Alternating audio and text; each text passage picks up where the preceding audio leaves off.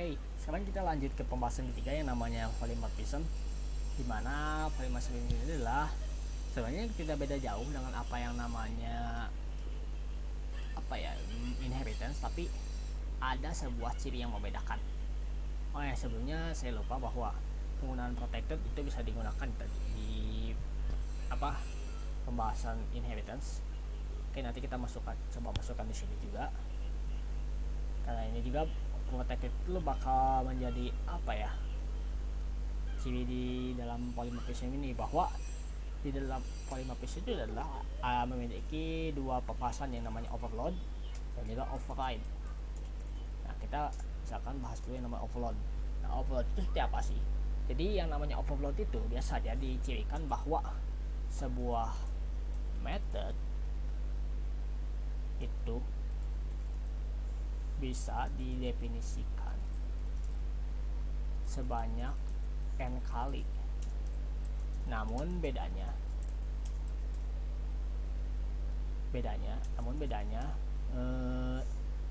adalah dari parameternya itu. Jadi misalkan kalian mau di dalam overload itu, misalkan kita punya nama metode yang namanya setNip.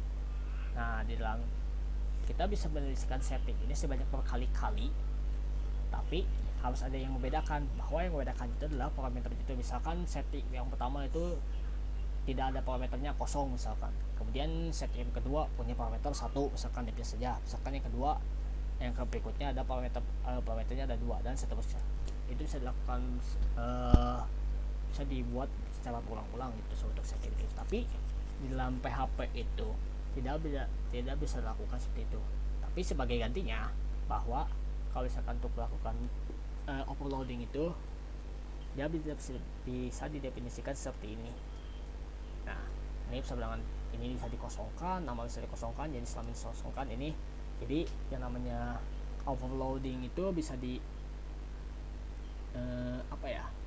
bisa di skip saja gitu. Kalau misalkan kalian tidak memerlukan nilainya itu, misalkan kalian ingin nge-set tipnya saja, itu bisa, asalkan dengan cara seperti itu. Oke, misalkan kita bahas dulu overload ya. Nah, yang namanya overload itu, kita misalkan kita buat atribut mahasiswa, misal mahasiswa 3, new mahasiswa. Nah, itu karena di sini kita lihat bahwa di contoh yang sebelumnya kita manusia itu bisa dikosongkan, bisa juga diisi.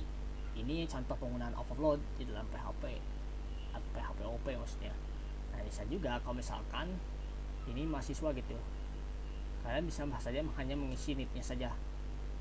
Kalau misalkan hanya mengisi nitnya saja, di sini misalkan nit itu seperti ini misalkan.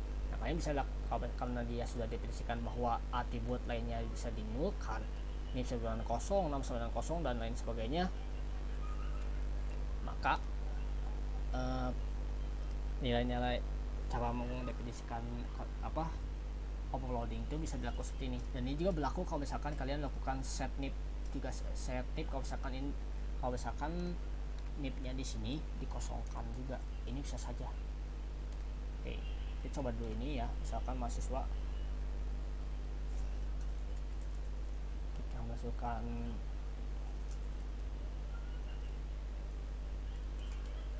nip 4, ini mahasiswa berarti ketiga ya. Kita coba lagi. Oke, ini sudah sukses. Oke, kita coba lagi ya. Misalkan kita masukkan beberapa atribut tambahan misalnya. Kita coba lagi, kalau misalkan ini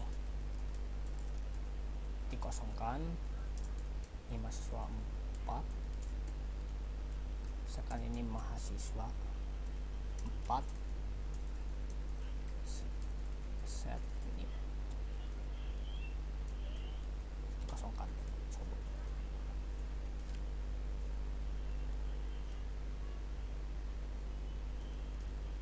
Ini tadi ada error ya. Oh ya, ini lupa, belum diganti. Nah, kalau misalkan dia sudah overloading itu bisa berlaku seperti ini. Kalau misalkan dia bisa dikosongkan, bisa diisi salah satu, bisa diisi semuanya, atau misalkan diisi cuma berapa saja, itu bisa. Asalkan kalau misalkan PHP itu kalian definisikan bahwa di parameter itu bisa didefinisikan bahwa variabelnya itu di set 0, nip sama dengan kosong, nama sama dengan kosong, dan sebagainya. Oke, ini sedikit teman, mungkin kita tambahkan lagi, coba lagi atribut yang lain. Misalkan ini 5.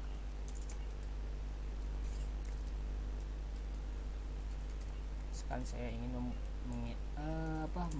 mengisi hanya nip dan nama saja. Nama si Aldi misalkan.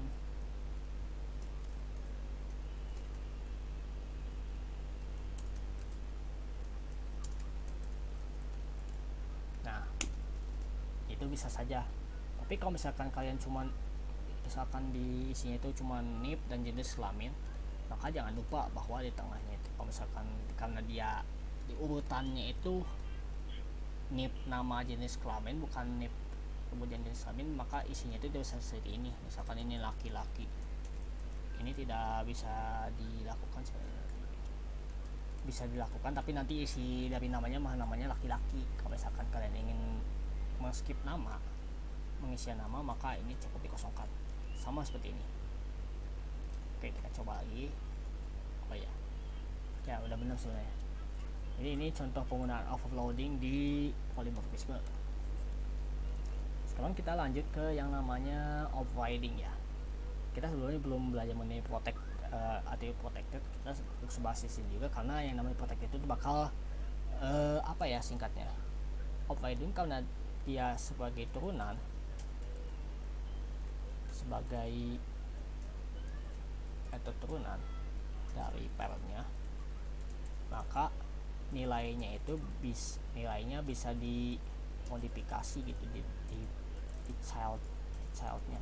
Jadi misalkan kalian ingin misalkan di sini, nah misalkan di manusia dan mahasiswa itu dia kan maksudnya turunan dari kelas kelas mahasiswa maksudnya tadi.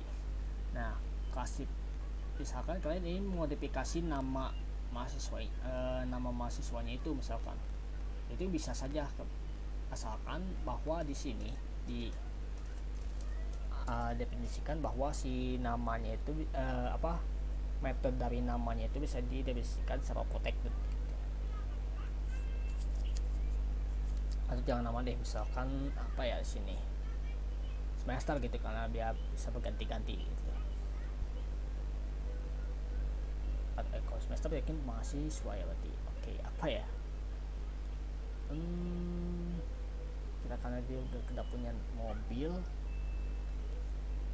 Oke, kita coba ya udah nip aja, misalkan salah tulis nip itu kasusnya itu. Nah di sini untuk pengubahan itu kalau misalkan nip untuk misalkan si metode itu protected gitu di sini, maka dia set itu bakal berlaku di kelas turunan ini, misalkan di kelas mahasiswa ini, maka kita bisa modifikasi isinya juga. Public kalau misalkan overriding itu pokoknya nanti bisa diubah gitu isinya itu public function.